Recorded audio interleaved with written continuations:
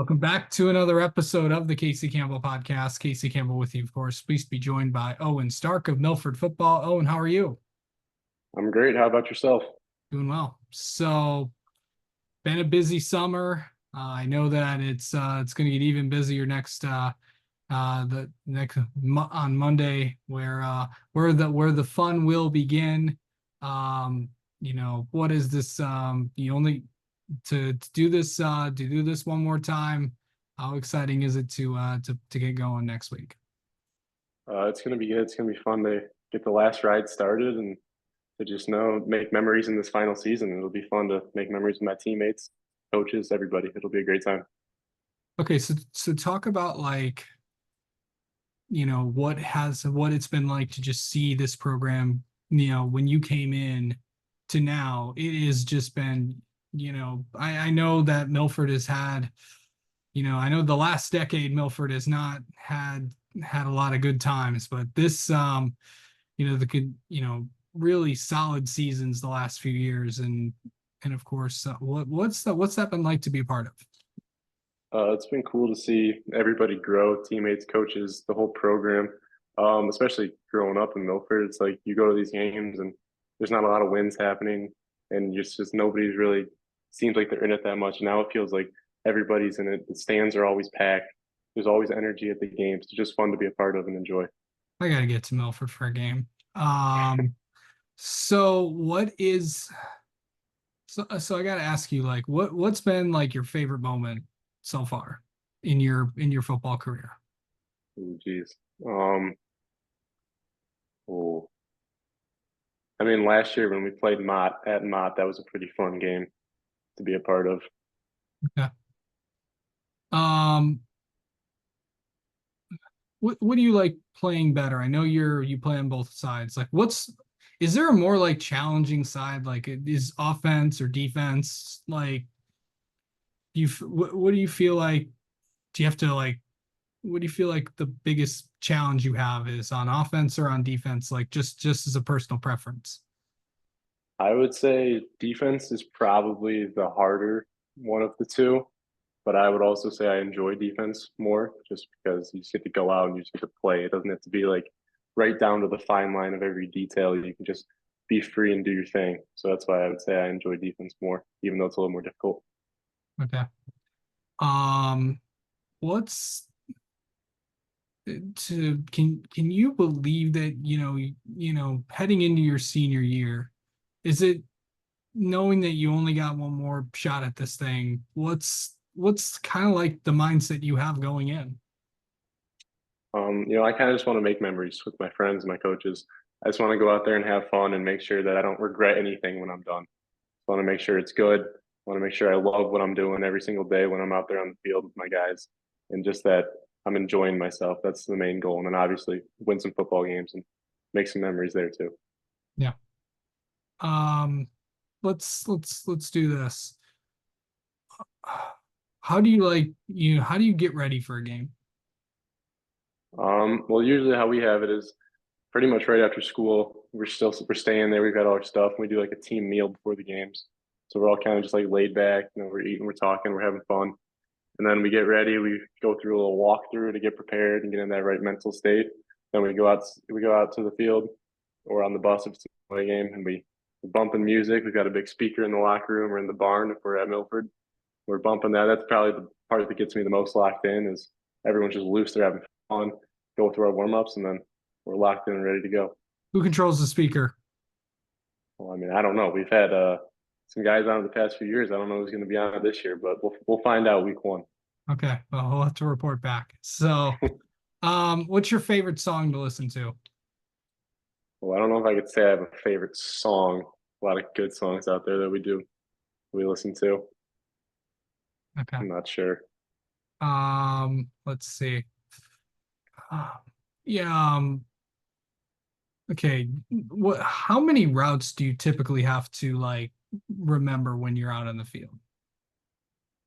Um, I mean, I gotta know. There's not like I have a limited selection. I have to know all the ones for my wideout position. So I don't know.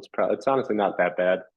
Probably like 10, 15 maybe, depending on like sometimes there's different reads based on a defender, but that's not horrible. 10 to 15 based on whatever the play call is. Okay. Let's see. Uh, eh, um, Going into, the first few weeks, I know you got the scrimmage and then you got, the first few weeks of the season going up, playing Kettering. What are the first few weeks of the season going to be like for this team? Like, what do you feel like you guys have to do to get the momentum going, heading into Um, the latter part of the season? I think we've just got to bring energy every single week and come out with the attitude that we can beat any team that we play if we play to our full potential, and that we'll be able to get wins by the end of the night. Absolutely. All right. Let's get to know you and let's ask you this year's 10 burning questions. You ready, buddy? I'm ready. Okay. Do you feel like you can get more things done in the morning or at night?